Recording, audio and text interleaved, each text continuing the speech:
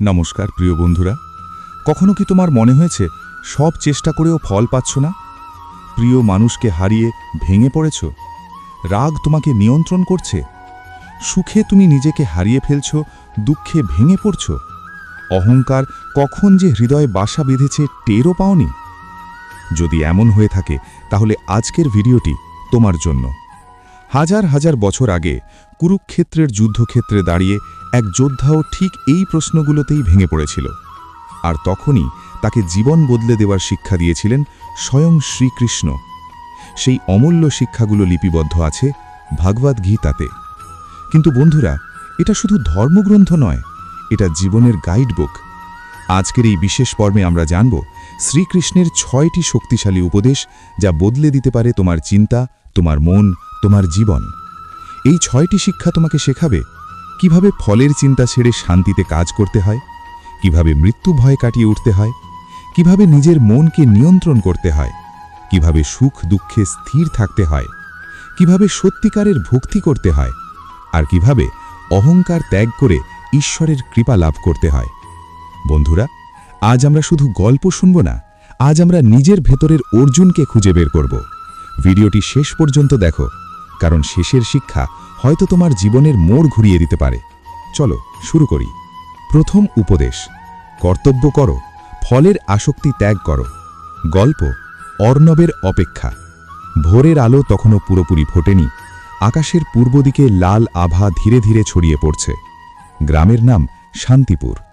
ছোট্ট শান্ত একটি গ্রাম, কাঁচা রাস্তা, মাটির ঘর আর ধানের ক্ষেতে ভরা চারদিক। এই গ্রামেই থাকত অর্ণব, দরিদ্র পরিবারের ছেলে। বাবা ছিলেন একসময় পরিশ্রমী কৃষক, কিন্তু অসুখে পড়ে এখন শয্যাশায়ী।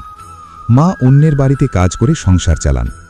অর্ণব ছোটবেলা থেকেই মেধাবী, কিন্তু তার জীবনে একটাই স্বপ্ন, সে শহরে গিয়ে বড় অফিসার হবে, অনেক টাকা উপার্জন করবে আর তার বাবা মাকে সুখে রাখবে। কিন্তু তার জীবনে একটা বড় সমস্যা ছিল, সে কাজ করত ফলের আশায়। সে পড়াশোনা করত শুধু প্রথম হওয়ার জন্য, সে সাহায্য করত শুধু প্রশংসা পাওয়ার জন্য, সে প্রার্থনা করত শুধু কিছু পাওয়ার জন্য। একদিন সকালে স্কুলে যাওয়ার পথে সে দেখল গ্রামের পুরনো বটগাছের নিচে এক সাধু বসে আছেন। সাদা দাড়ি, শান্ত মুখ, চোখে অদ্ভুত এক প্রশান্তি। গ্রামের লোকজন বলছিলেন তিনি নাকি খুব জ্ঞানী মানুষ। অর্ণব থেমে দাঁড়াল। সাধু তাকে দেখে হেসে বললেন, কি ভাবছ বাবা? অর্ণব একটু লজ্জা পেয়ে বলল, আমি বড় হতে চাই, অনেক টাকা রোজগার করতে চাই, কিন্তু আমি ভয় পাই যদি ব্যর্থ হই। সাধু মৃদু হাসলেন, তুমি কি জানো কুরুক্ষেত্রের যুদ্ধক্ষেত্রে অর্জুনও ঠিক এভাবেই ভয় পেয়েছিল? অর্জুন বিস্মিত। অর্জুন? সেই মহাভারতের অর্জুন? সাধু মাথা নাড়লেন। হ্যাঁ, যখন যুদ্ধ শুরু হতে যাচ্ছে অর্জুন তার আত্মীয় স্বজন গুরুদের দেখে ভেঙে পড়েছিল। তখন শ্রীকৃষ্ণ তাকে বলেছিলেন, তোমার অধিকার শুধু কর্মে, ফলে নয়।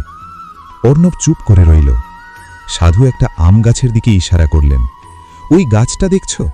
সে কি ফল দেবে কি দেবে না এই চিন্তা করে বাঁচে? না, সে শুধু তার কাজ করে, মাটি থেকে রস টেনে নেয়, সূর্যের আলো গ্রহণ করে, ফুল ফোটায়। ফল আসবে কি আসবে না সেটা তার হাতে নেই।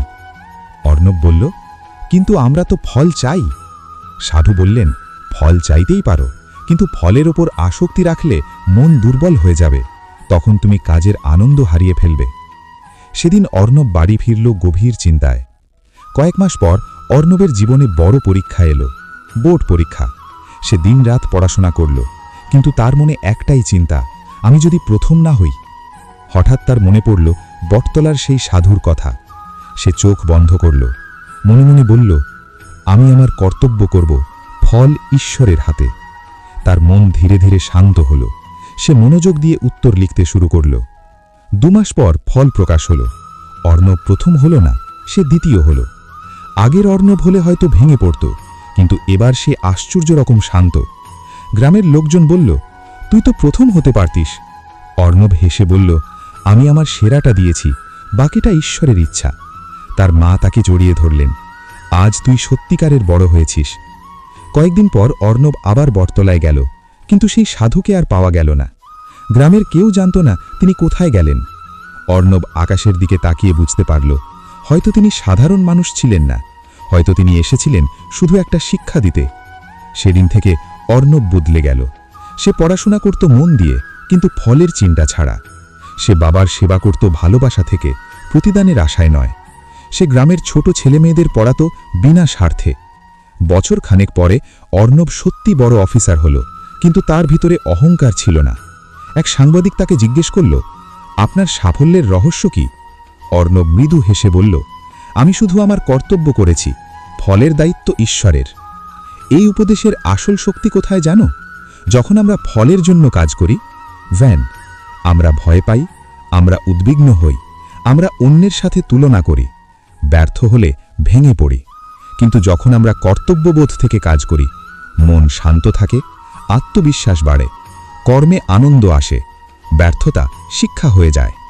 শ্রীকৃষ্ণ অর্জুনকে শুধু যুদ্ধ শেখাননি, তিনি জীবন শিখিয়েছেন। তিনি শিখিয়েছেন, কাজ করো নিষ্ঠার সাথে, কিন্তু ফলের ওপর আসক্তি রেখো না, কারণ ফল আমাদের হাতে নয়, কিন্তু কর্ম আমাদের হাতে। যদি তুমি সত্যিই জীবনে শান্তি চাও, তাহলে প্রতিদিন সকালে নিজেকে বলো, আমি আমার সেরাটা দেব, ফল যাই হোক আমি শান্ত থাকব। এই উপদেশ শুধু আধ্যাত্মিক নয়, এটা জীবনের সবচেয়ে বড় বাস্তব সত্য। দ্বিতীয় উপদেশ, আত্মা অমর। শ্রীকৃষ্ণ অর্জুনকে বলেছিলেন, না জায়াতে ম্রিয়াতে বা কাদাচিৎ। আত্মার জন্ম নেই, মৃত্যু নেই। দেহ নষ্ট হয়, কিন্তু আত্মা চিরন্তন। গল্প শেষ নয়, শুরু। কলকাতার এক ব্যস্ত হাসপাতালের করিডর। রাত তখন প্রায় 2:30। সাদা আলোয় ভরা দীর্ঘ করিডরে নিস্তব্ধতা। শুধু দূরে কোথাও মনিটরের বিপ বিপ শব্দ। রুদ্র চেয়ারে বসে আছে, মাথা নিচু, চোখ লাল। তার মা আইসিইউতে। ডাক্তাররা বলেছে অবস্থা খুবই সংকটজনক। রুদ্র ছোটবেলা থেকেই মায়ের খুব কাছের। বাবা বহু বছর আগে মারা গেছেন। মাই ছিল তার সবকিছু, বন্ধু, পথপ্রদর্শক, আশ্রয়। হঠাৎ আইসিইউর দরজা খুলল। ডাক্তার ধীরে ধীরে এগিয়ে এলেন। আমরা চেষ্টা করেছি, কিন্তু বাকিটার শোনেনি রুদ্র। তার পৃথিবী যেন থেমে গেল। শূন্যতার শুরু। মায়ের শেষকৃত্য শেষ হওয়ার পর বাড়ি যেন অচেনা হয়ে গেল। রান্নাঘরের সেই পরিচিত শব্দ নেই, সকালের চায়ের গন্ধ নেই, শুধু নীরবতা। রুদ্র বারবার ভাবতে লাগল, সব শেষ, মা নেই, আর কিচ্ছু নেই। সে কাজ করা বন্ধ করে দিল। বন্ধুবান্ধবের ফোন ধরত না। সারাদিন ঘরের কোণে বসে থাকত। একদিন সন্ধ্যায় বৃষ্টি পড়ছে টুপটাপ। রুদ্র বারান্দায় বসে আকাশের দিকে তাকিয়ে আছে। তার মনে একটাই প্রশ্ন, যদি আত্মা বলে কিছু থাকে, তাহলে মা কোথায়? অদ্ভুত সাক্ষাৎ। পরদিন সে হঠাৎ সিদ্ধান্ত নিল গঙ্গার ধারে যাবে। ছোটবেলায় মা তাকে নিয়ে যেত সেখানে। গঙ্গার ধারে বসে এসে জলের দিকে তাকিয়েছিল। হঠাৎ পাশে এক বৃদ্ধ বসে পড়লেন। সাদা পোশাক, শান্ত মুখ। বৃদ্ধ বললেন, তুমি খুব কষ্টে আছো, তাই না? রুদ্র অবাক। আপনি জানলেন কিভাবে? বৃদ্ধ মৃদু হাসলেন। তোমার চোখ বলছে। কিছুক্ষণ নীরবতার পর রুদ্র বলল, আমার মা মারা গেছেন। আমি বিশ্বাস করতে পারছি না তিনি নেই। বৃদ্ধ ধীরে ধীরে বললেন, তুমি কি মনে করো মানুষ শুধু এই দেহটাই? রুদ্র বিরক্ত হয়ে বলল, মৃত্যু মানে শেষ, এটাই বাস্তব। বৃদ্ধ গঙ্গার দিকে তাকিয়ে বললেন, এই নদীটা দেখো, জল বয়ে যাচ্ছে। তুমি কি বলতে পারো এই জল একই আছে? না, বদলে যাচ্ছে। কিন্তু নদী কি শেষ হয়ে যায়? রুদ্র চুপ। বৃদ্ধ বললেন, দেহ হলো পাত্র, আত্মা হলো সেই জল। পাত্র ভাঙে, কিন্তু জল অন্য পাত্রে প্রবাহিত হয়। গীতার আলো। বৃদ্ধ তখন উচ্চারণ করলেন, वासांसि जीर्णानि যথা বিহায় নবানি গৃণোয়াতি নরোপরাণি। রুদ্র চমকে উঠল। এটা তো গীতার শ্লোক। বৃদ্ধ মাথা নাড়লেন। হ্যাঁ, যেমন মানুষ পুরনো পোশাক ছেড়ে নতুন পোশাক পরে, তেমনি আত্মা পুরনো দেহ ত্যাগ করে নতুন দেহ ধারণ করে। রুদ্রের চোখে জল এসে গেল। তাহলে মা? বৃদ্ধ বললেন, তোমার মা দেহ ত্যাগ করেছেন, কিন্তু তার আত্মা অমর। তিনি অন্য এক যাত্রায় গেছেন। স্বপ্নের বার্তা। সেদিন রাতে রুদ্র একটি স্বপ্ন দেখল। সে দেখল এক বিশাল আলোর পথ। সেই আলো থেকে তার মা এগিয়ে আসছেন, মুখে সেই চেনা হাসি। মা বললেন, কাঁদিস না, আমি আছি, শুধু রূপ বদলেছে। রুদ্র কাঁদতে কাঁদতে বলল, আমি তোমাকে ছাড়া পারব না। মা বললেন, তুই যখন ভালো কাজ করিস, যখন অন্যকে সাহায্য করিস, তখন আমি তোর ভেতরেই বেঁচে থাকি। হঠাৎ আলো মিলিয়ে গেল। রুদ্র ঘুম ভেঙে উঠে দেখল ভোর হয়েছে। তার মন আগের মতো ভারী নয়। পরিবর্তন। রুদ্র আবার কাজে ফিরল, কিন্তু সে বদলে গেছে। সে বুঝেছে মৃত্যু শেষ নয়, এটা এক অবিরাম যাত্রার অংশ। সে মায়ের স্মৃতিতে একটি ছোট লাইব্রেরি খুলল, যেখানে গরিব বাচ্চারা পড়তে পারে। প্রতিদিন সে মনে মনে বলে, মা, তুমি আছো। গভীর উপলব্ধি। আত্মা অমর এই কথাটা শুধু ধর্মীয় বিশ্বাস নয়, এটা আমাদের ভয় কাটানোর শক্তি। যদি আত্মা না মরত, তাহলে প্রিয়জন হারানোর বেদনা চিরস্থায়ী হতো, জীবন অর্থহীন মনে হতো। কিন্তু যখন আমরা বুঝি মৃত্যু রূপান্তর, দেহ ক্ষণস্থায়ী, আত্মা চিরন্তন, তখন আমাদের ভয় কমে যায়। চূড়ান্ত শিক্ষা। শ্রীকৃষ্ণ অর্জুনকে যুদ্ধক্ষেত্রে দাঁড়িয়ে এই জ্ঞান দিয়েছিলেন, কারণ মৃত্যু ছিল তার সামনে। আজ আমাদের জীবনেও মৃত্যু আছে। প্রিয়জনের মৃত্যু, সম্পর্কের মৃত্যু, স্বপ্নের মৃত্যু। কিন্তু মনে রেখো, শেষ মানেই শেষ নয়, এটা নতুন শুরুর দরজা। আত্মা অমর, ভালোবাসা অমর, স্মৃতি অমর। তৃতীয় উপদেশ। মন নিয়ন্ত্রণই প্রকৃত শক্তি। শ্রীকৃষ্ণ অর্জুনকে বলেছিলেন, মনই মানুষের বন্ধু, মনই মানুষের শত্রু। যে মনকে জয় করেছে, মন তার বন্ধু, আর যে পারেনি, মনই তার শত্রু। গল্প, অদৃশ্য যুদ্ধ। শহরের এক নামকরা কলেজের ছাত্র ছিল অনিরুদ্ধ। পড়াশোনায় ভালো, খেলাধুলায় ভালো, দেখতে সুন্দর, সব দিক থেকে সে সফল। কিন্তু তার ভিতরে চলত এক অদৃশ্য যুদ্ধ। তার সমস্যা ছিল রাগ। ছোটখাটো কথা থেকে সে ক্ষেপে যেত। কেউ তার সমালোচনা করলে সে সহ্য করতে পারত না। বন্ধুদের সঙ্গে ঝগড়া, বাড়িতে চিৎকার, তার জীবন যেন আগুনের মতো হয়ে উঠছিল। একদিন কলেজে একটি প্রেজেন্টেশনের সময় তার সহপাঠী রিয়া বলল, অনিরুদ্ধ, তোমার ডেটাটা ঠিক নয়। সামান্য এই কথাতেই অনিরুদ্ধ রেগে আগুন। সবার সামনে সে রিয়াকে অপমান করল। ক্লাসে নীরবতা নেমে এলো। শিক্ষক শান্ত গলায় বললেন, তুমি নিজের রাগকে নিয়ন্ত্রণ করতে না পারলে তোমার জ্ঞান কোনো কাজে আসবে না। অনিরুদ্ধ সেদিন রাতে ঘুমাতে পারল না। তার মনে হচ্ছিল সে যেন নিজের ভেতরের কারো কাছে হেরে যাচ্ছে। ভাঙনের শুরু। দিন যত যাচ্ছিল তার রাগ বাড়ছিল। বন্ধুরা দূরে সরে যাচ্ছিল। বাড়িতে মা বলতেন, বাবা, এত রাগ করো না। কিন্তু সে নিজেই বুঝতে পারত না কেন এমন হচ্ছে। একদিন রাগের মাথায় সে তার ছোট ভাইকে মারল। ভাই কাঁদতে কাঁদতে বলল, দাদা, তুমি আগের মতো নেই। এই কথাটা তার হৃদয়ে ছুরি হয়ে বিঁধল। পরদিন সকালে সে একা বেরিয়ে গেল শহরের বাইরে এক পুরনো আশ্রমে। সেখানে একজন বৃদ্ধ সাধক থাকতেন, যিনি ধ্যান শেখাতেন। অনিরুদ্ধ গিয়ে বলল, গুরুজি, আমি নিজের রাগকে হারাতে পারছি না। আমি কি খারাপ মানুষ? সাধক মৃদু হেসে বললেন, তুমি খারাপ নও, তোমার মন অশান্ত। তিনি একটি আয়না এনে অনিরুদ্ধের সামনে ধরলেন। এখানে কি দেখছ? আমার মুখ। তুমি কি আয়নাটা কাঁপতে থাকলে নিজের চেহারা পরিষ্কার দেখতে পারবে? না। মনও ঠিক কেমন। যখন মন অশান্ত, তখন তুমি সত্য দেখতে পারো না। মনের ঘোড়া। সাধক বললেন, মন হলো বুনো ঘোড়া। তাকে লাগাম না দিলে সে তোমাকে ফেলে দেবে। অনিরুদ্ধ জিজ্ঞেস করল, লাগাম কিভাবে ধরব? সাধক বললেন, প্রথমে নিজেকে দেখো। যখন রাগ উঠছে তাকে চেপে দিও না, শুধু লক্ষ্য করো। বলো, হ্যাঁ, আমার ভিতরে রাগ উঠছে। তিনি আরও বললেন, শ্বাসের দিকে মন দাও। ধীরে ধীরে শ্বাস নাও, ছাড়ো। মন ধীরে ধীরে শান্ত হবে। কয়েকদিন অনিরুদ্ধ আশ্রমে থেকে ধ্যান শিখল। সকালে উঠে নদীর ধারে বসে চোখ বন্ধ করত। প্রথম দিন তার মাথায় হাজার চিন্তা, অতীতের অপমান, ভবিষ্যতের ভয়, অহংকার, অনুশোচনা। সে ভাবল, আমি পারব না। হঠাৎ তার মনে পড়ল গীতার কথা, মন নিয়ন্ত্রণ কঠিন, কিন্তু অভ্যাস ও বৈরাগ্যে সম্ভব। সে ধীরে ধীরে শ্বাস নিতে লাগল। দিনের পর দিন অনুশীলন চলল। 1 মাস পরে সে কলেজে ফিরল। আবার প্রেজেন্টেশনের দিন। এবার অন্য একজন ছাত্র বলল, অনিরুদ্ধ, তোমার পয়েন্টটা দুর্বল। পুরনো অনিরুদ্ধ হলে আগুন জ্বলত, কিন্তু এবার সে থামল। গভীর শ্বাস নিল। নিজের ভিতরে রাগের ঢেউ উঠতে দেখল। সে শান্ত গলায় বলল, ধন্যবাদ, তুমি কিভাবে আরো ভালো করা যায় বলো। ক্লাস স্তব্ধ। রিয়া অবাক হয়ে তাকিয়ে আছে। সেদিন প্রথমবার অনিরুদ্ধ বুঝল সে জিতেছে, অন্য কাউকে নয়, নিজের মনকে। কয়েক মাস পরে সে কলেজের সেরা ছাত্র হিসেবে পুরস্কার পেল, কিন্তু তার আসল পুরস্কার ছিল অন্য কিছু। তার মন এখন তার বন্ধু।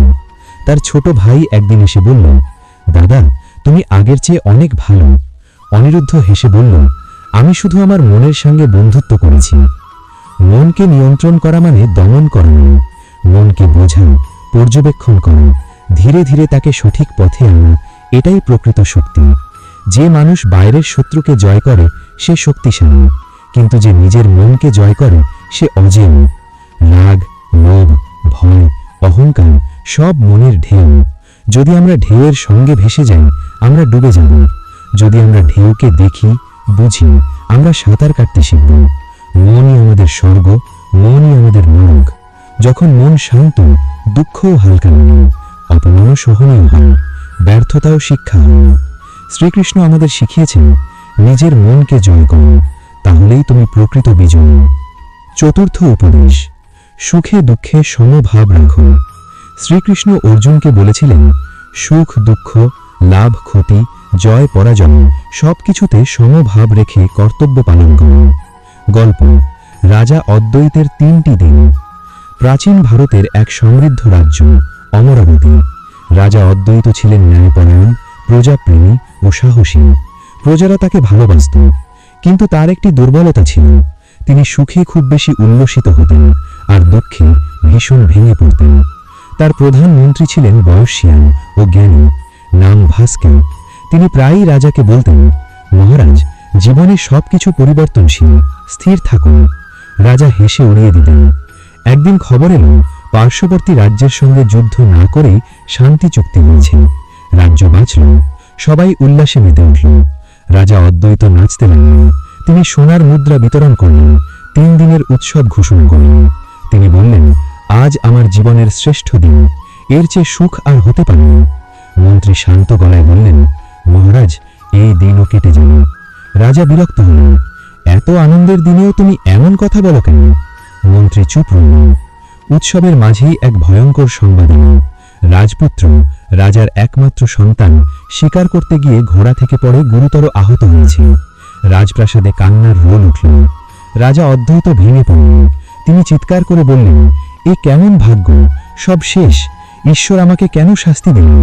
তিনি খাওয়া দাওয়া বন্ধ করে দিলেন, নিজেকে ঘরে বন্ধ করে রাখলেন।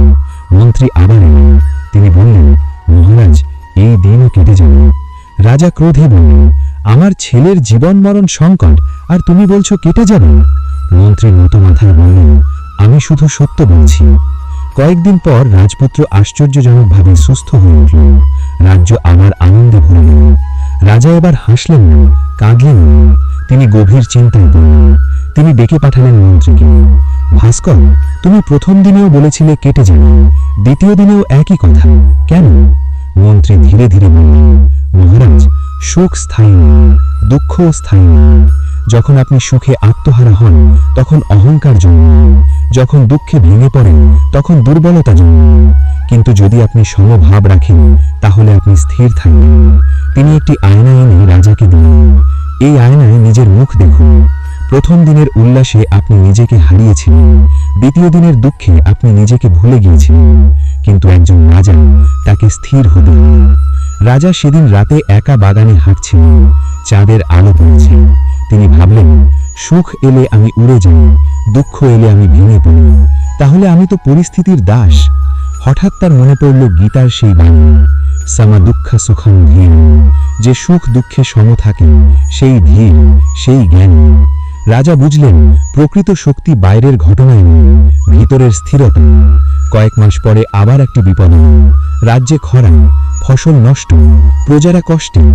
আগের রাজা হলে হয়তো আতঙ্কে ভেঙে পড়তেন, কিন্তু এবার তিনি শান্ত।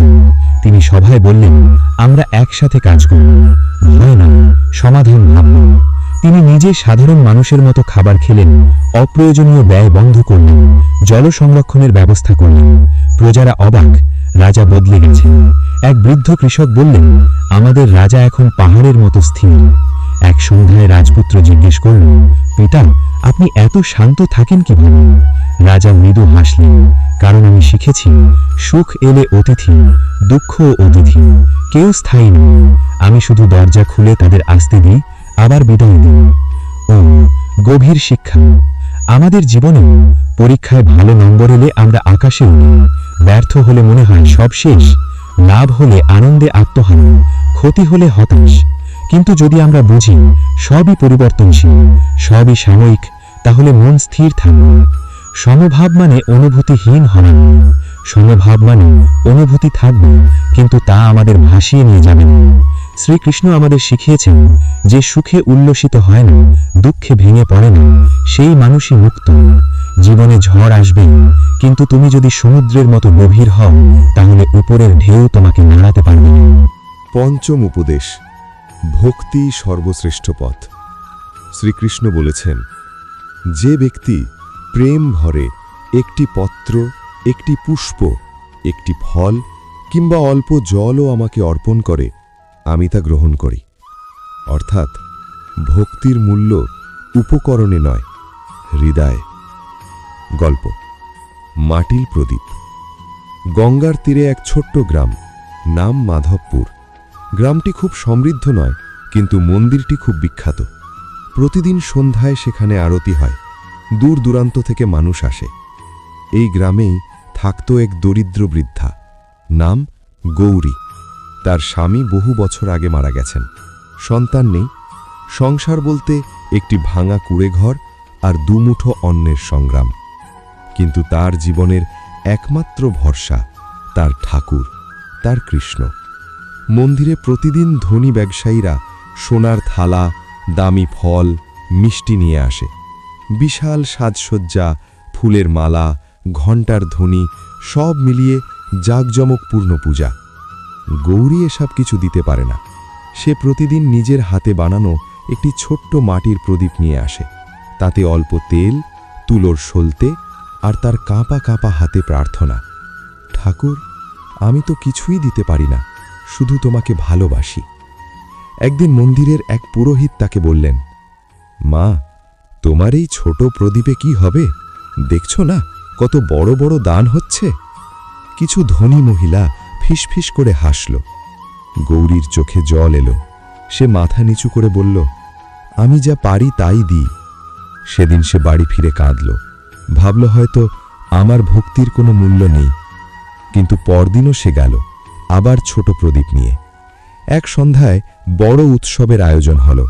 মন্দিরে হাজার প্রদীপ জ্বলছে, সোনার দীপস্তম্ভ, বড় বড় আলো, ফুলের পাহাড়। হঠাৎ আকাশে কালো মেঘ, ঝড় শুরু হলো। প্রবল বাতাসে একে একে বড় বড় প্রদীপ নিভে যেতে লাগল। মানুষ দৌড়দৌড়ি শুরু করল। কিছুক্ষণ পরে দেখা গেল মন্দিরের প্রায় সব আলো নিভে গেছে, শুধু একটি ছোট্ট আলো জ্বলছে, গৌরীর মাটির প্রদীপ। সবাই অবাক। পুরোহিত বিস্ময়ে বললেন, এটা কিভাবে সম্ভব?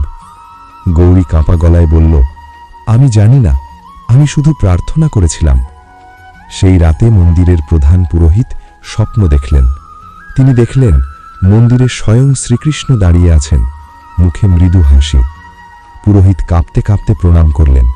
শ্রীকৃষ্ণ বললেন, তোমরা আমাকে সোনার থালা দাও, কিন্তু হৃদয় দাও না। গৌরী আমাকে শুধু ভালোবাসা দেয়। তার প্রদীপে তেল কম, কিন্তু প্রেম পূর্ণ। পুরোহিত ঘুম ভেঙে কেঁদে ফেললেন। পরদিন তিনি সবার সামনে গৌরীকে ডেকে বললেন, আজ থেকে এই মন্দিরে প্রথম প্রদীপ জ্বালাবেন গৌরীমা। সবাই স্তব্ধ। যারা একদিন হাসাহাসি করেছিল তারা লজ্জায় মাথা নিচু করল। গৌরীর চোখে জল। সে বলল, আমি তো কিছুই করিনি, আমি শুধু আমার কৃষ্ণকে ভালোবেসেছি। কিছুদিন পর গৌরী অসুস্থ হয়ে পড়ল। তার শেষ সময় ঘনিয়ে এলো। গ্রামের মানুষ তাকে দেখতে এলো। সে মৃদু কণ্ঠে বলল, আমি কখনো বড় কিছু দিতে পারিনি, কিন্তু আমি বিশ্বাস করি আমার ঠাকুর আমার ভালোবাসা গ্রহণ করেছেন। তার ঠোঁটে কৃষ্ণ নাম, চোখে শান্তি। সেই রাতে সে শান্তভাবে দেহত্যাগ করল। গ্রামের মানুষ বলত, তার মুখে যেন এক অদ্ভুত আলো ছিল। ভক্তি মানে কি? বড় আয়োজন নয়, দামি উপহার নয়, লোক দেখানো নয়।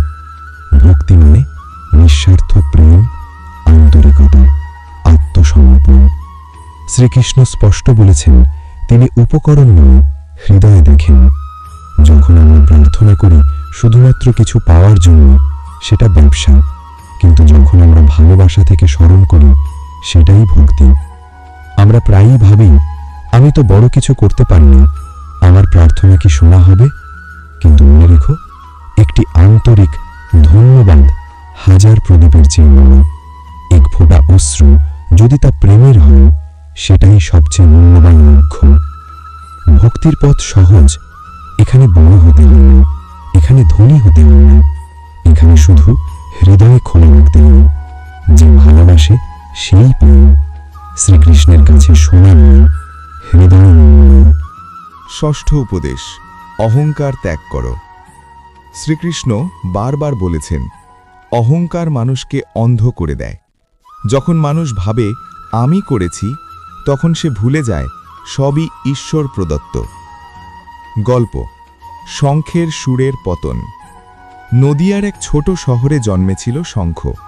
ছোটবেলা থেকেই তার কণ্ঠস্বর অসাধারণ। স্কুলের অনুষ্ঠান, পুজোর আসর, যেখানে সে গান গাইত, মানুষ মুগ্ধ হয়ে যেত। ধীরে ধীরে সে শহরের সেরা কীর্তনশিল্পী হয়ে উঠল। মন্দিরে, মঞ্চে, বড় বড় অনুষ্ঠানে তাকে ডাকা হতো। প্রথম দিকে সে খুব বিনয়ী ছিল। গান শুরুর আগে প্রণাম করত, বলতো, সবই ভগবানের কৃপা। কিন্তু সাফল্য যত বাড়ল, তত বদলাতে লাগল সে। একদিন এক বৃদ্ধ বললেন, বাবা, আজ একটু হরে কৃষ্ণ নামটা গাইবে? শঙ্খ বিরক্ত হয়ে বলল, আমি এখন বড় শিল্পী, আমাকে কি গাইতে হবে সেটা আমি ঠিক করব। তার মুখে অহংকারের ছাপ স্পষ্ট। পতনের শুরু। এক বড় অনুষ্ঠানে হাজার হাজার মানুষ জড়ো হয়েছে। শঙ্খ মঞ্চে উঠল। আলো, ক্যামেরা, হাততালি সব তার দিকে। সে গাইতে শুরু করল। হঠাৎ তার গলা কেঁপে উঠল, সুর ভেঙে গেল। সে আবার চেষ্টা করল, কিন্তু কণ্ঠস্বর যেন আটকে গেল। দর্শকরা ফিসফিস করতে লাগল। তার কপালে ঘাম। সে কখনো এমন অভিজ্ঞতা পায়নি। সেদিন অনুষ্ঠান অসম্পূর্ণ রেখেই তাকে মঞ্চ ছাড়তে হলো। কয়েকদিন ধরে তার গলায় সমস্যা চলল। ডাক্তার দেখালো। ডাক্তার বললেন, শারীরিক কোনো বড় সমস্যা নেই, হয়তো অতিরিক্ত চাপ। কিন্তু শঙ্খ জানত, এটা শুধু চাপ নয়, তার ভেতরে অদ্ভুত এক শূন্যতা। সে একদিন একা মন্দিরে গেল, যেখানে সে প্রথম গান শিখেছিল। মন্দির প্রায় ফাঁকা। কোণে বসে আছে এক বৃদ্ধ সাধু। সাধু জিজ্ঞেস করলেন, তুমি কাঁদছ কেন? শঙ্খ ভেঙে পড়ে বলল, আমার কণ্ঠস্বর চলে যাচ্ছে, আমি শেষ হয়ে যাচ্ছি। সাধু শান্ত গলায় বললেন, কণ্ঠস্বর তোমার ছিল? শঙ্খ অবাক, মানে? সাধু বললেন, যে দান ঈশ্বর দেন তা অহংকারে ব্যবহার করলে তিনি তা ফিরিয়েও নিতে পারেন। সাধু তাকে মন্দিরের আয়নার সামনে দাঁড় করালেন। নিজেকে দেখো, তুমি এখন কাকে পূজা করছো, ঈশ্বরকে না নিজেকে?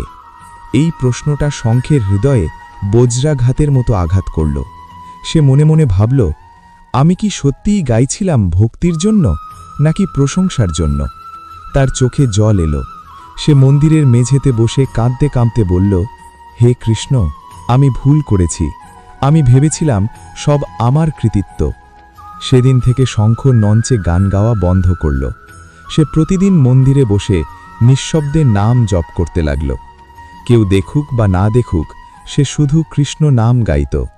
মাস কেটে গেল। একদিন সন্ধ্যায় মন্দিরে আরতি হচ্ছিল। পুরোহিত হঠাৎ বললেন, শঙ্খ, আজ তুমি একটি ভজন গাও। সে দ্বিধায় পড়ল, কিন্তু ধীরে ধীরে গাইতে শুরু করল, হরে কৃষ্ণ হরে কৃষ্ণ। তার কণ্ঠস্বর এবার আগের চেয়ে কোমল, গভীর, আন্তরিক। কেউ হাততালি দিচ্ছে না, কেউ প্রশংসা করছে না, তবু তার মনে অদ্ভুত শান্তি। কয়েক মাস পর আবার তাকে বড় অনুষ্ঠানে ডাকা হলো, কিন্তু এবার সে বদলে গেছে। মঞ্চে ওঠার আগে সে প্রণাম করল, বলল, আজ আমি গান গাইব, কিন্তু জানি সুর আমার নয়, সবই তার দান। সে গান শুরু করল। দর্শকরা মুগ্ধ, কিন্তু এবার তার চোখ বন্ধ। সে হাততালির জন্য নয়, ভক্তির জন্য গাইছে। অনুষ্ঠান শেষে সাংবাদিক জিজ্ঞেস করল, আপনার সাফল্যের রহস্য কি? সে মৃদু হেসে বলল, যেদিন বুঝলাম আমি কিছুই নই, সেদিন থেকেই সব ফিরে পেলাম। অহংকার খুব সূক্ষ্ম। আমরা ভাবি, আমি করেছি, আমি পেয়েছি, আমি বড়। কিন্তু সত্য হল, প্রতিভা ঈশ্বরের দান, সুযোগ ঈশ্বরের দান, জীবনও ঈশ্বরের দান। অহংকার মানুষকে একা করে দেয়, বিনয় মানুষকে ঈশ্বরের কাছে নিয়ে যায়। যখন আমরা বলি আমি করেছি, তখন পতনের শুরু। যখন আমরা বলি সবই তার কৃপা, তখন উন্নতির শুরু। শ্রীকৃষ্ণ আমাদের শিখিয়েছেন, অহংকার ত্যাগ করো, বিনয় ধারণ করো, কারণ যে মাথা নত করে সেই হৃদয়েই কৃপা নেমে আসে। বন্ধুরা, আজ আমরা 6টি অমূল্য শিক্ষা জানলাম। এই শিক্ষাগুলো শুধু গল্প নয়, শুধু ধর্মীয় কথা নয়, এগুলো জীবন বদলে দেওয়ার শক্তি রাখে। প্রথমে আমরা শিখলাম, কর্তব্য করো, ফলের আসক্তি ত্যাগ করো। কারণ যখন আমরা ফলের ভয়ে কাজ করি, তখন মন দুর্বল হয়, কিন্তু যখন আমরা শুধু কর্তব্য করি, তখন মন মুক্ত হয়। দ্বিতীয় উপদেশে জানলাম, আত্মা অমর, দেহ ক্ষণস্থায়ী, কিন্তু আত্মা চিরন্তন, তাই মৃত্যু শেষ নয়, এক নতুন যাত্রার শুরু। তৃতীয় উপদেশে বুঝলাম, মনই আমাদের সবচেয়ে বড় বন্ধু, আবার সবচেয়ে বড় শত্রু। যে নিজের মনকে জয় করে, সে পুরো পৃথিবীকে জয় করতে পারে। চতুর্থ শিক্ষা বলল, সুখ দুঃখ, লাভ ক্ষতি, জয় পরাজয় সবই সাময়িক। আজ আনন্দ, কাল দুঃখ। কিন্তু আমরা যদি স্থির থাকি, তাহলে ঝড় আমাদের ভাঙতে পারবে না। পঞ্চম উপদেশে জানলাম, ভক্তি মানে বড় আয়োজন নয়, ভক্তি মানে আন্তরিকতা। একটা ছোট প্রদীপও যদি প্রেম ভরে জ্বলে, তবে তা স্বর্গের আলোর চেয়ে উজ্জ্বল। আর ষষ্ঠ শিক্ষা আমাদের মনে করিয়ে দিল, অহংকার পতনের মূল। যা কিছু আছে সবই ঈশ্বরের দান, আমরা শুধু মাধ্যম। বন্ধুরা, এই 6টি শিক্ষা একসাথে করলে আমরা কি পাই? আমরা পাই একটি শক্ত মন, একটি শান্ত হৃদয়, একটি বিনয়ী আত্মা, একটি ভক্তিময় জীবন। এই উপদেশগুলো দিয়েছিলেন স্বয়ং শ্রীকৃষ্ণ, এবং এই বাণীগুলো লিপিবদ্ধ আছে ভগবদ্গীতাতে। কুরুক্ষেত্রের যুদ্ধক্ষেত্রে দাঁড়িয়ে অর্জুন যেমন দ্বিধাগ্রস্ত ছিল, আজ আমরাও জীবনের যুদ্ধক্ষেত্রে দাঁড়িয়ে আছি। আমাদের যুদ্ধ দুশ্চিন্তার সাথে, ভয়ের সাথে, রাগের সাথে, অহংকারের সাথে, আসক্তির সাথে। কিন্তু মনে রেখো, যদি আমরা এই 6টি শিক্ষা হৃদয়ে ধারণ করি, তাহলে জীবন যত কঠিন হোক, আমরা পথ হারাব না। বন্ধুরা, আজকের ভিডিও শেষ করার আগে তোমাদের কাছে একটা প্রশ্ন রেখে যেতে চাই। আমরা কি সত্যিই এই শিক্ষাগুলো জীবনে প্রয়োগ করছি, নাকি শুধু শুনে যাচ্ছি? আজ থেকেই যদি আমরা ফলের চিন্তা ছেড়ে কর্তব্য করি, মৃত্যুকে ভয় না করে আত্মার চিরন্তনতা বিশ্বাস করি, নিজের মনকে নিয়ন্ত্রণ করার চেষ্টা করি, সুখ দুঃখে স্থির থাকি, আন্তরিক ভক্তি করি, অহংকার ত্যাগ করি, তাহলে আমাদের জীবন বদলে যাবে। জীবন খুব ছোট, কিন্তু সঠিক শিক্ষা থাকলে জীবন মহাত হয়ে ওঠে। আসুন আমরা প্রতিদিন সকালে নিজের কাছে প্রতিজ্ঞা করি, আমি শান্ত থাকব, আমি সৎ থাকব, আমি ভক্ত থাকব, আমি বিনয়ী থাকব। তাহলেই জীবনের প্রতিটি দিন হয়ে উঠবে এক একটি পূর্ণ আরতি। যদি ভিডিওটি ভালো লেগে থাকে, তাহলে অবশ্যই লাইক, শেয়ার ও সাবস্ক্রাইব করো। কমেন্টে জানাও কোন উপদেশটি তোমার হৃদয় ছুঁয়ে গেছে। পরের পর্বে আবার দেখা হবে নতুন আধ্যাত্মিক আলোচনায়। হরে কৃষ্ণ, জয় শ্রীকৃষ্ণ।